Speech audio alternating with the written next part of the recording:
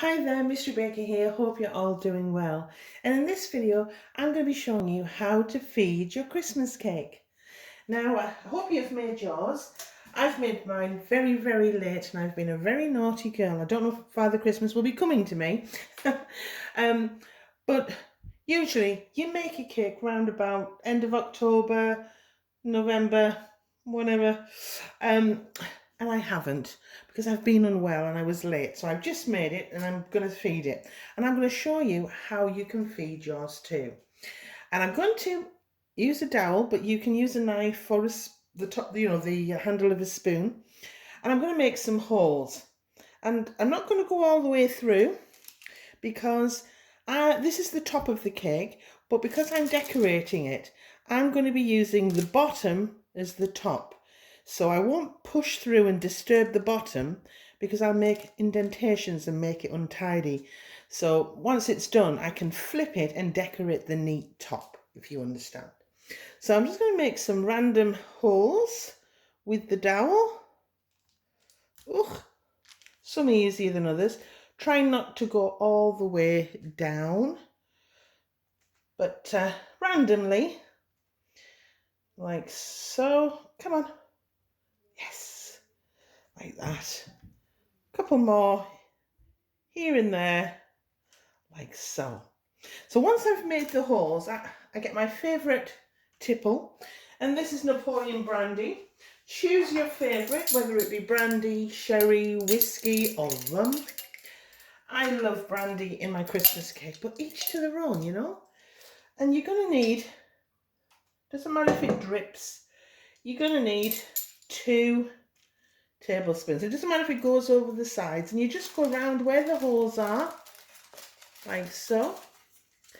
And you pour that liquor in. And as I say, 2nd tablespoon, you'll only need 2. Start in the middle this time and just drizzle it in where you've made the permeations.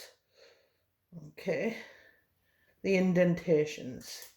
And that is it.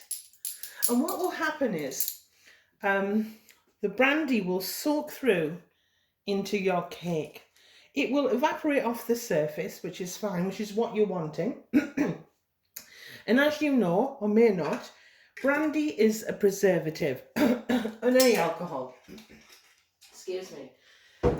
Alcohol is a preservative, so it will not damage or ruin your cake. Now, a note to everyone out there, please don't overload with alcohol, because although it's wonderful to add to a Christmas cake, adding too much can ruin all that hard work.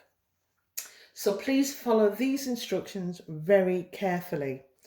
If I make this cake at the end of October, okay, I will feed this cake once every 2 weeks, just 2 tablespoons every 2 weeks for the whole of November.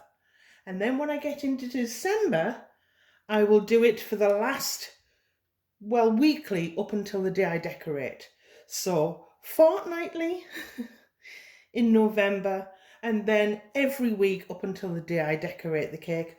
Or if you're not decorating it, up to the day you serve it to be eaten.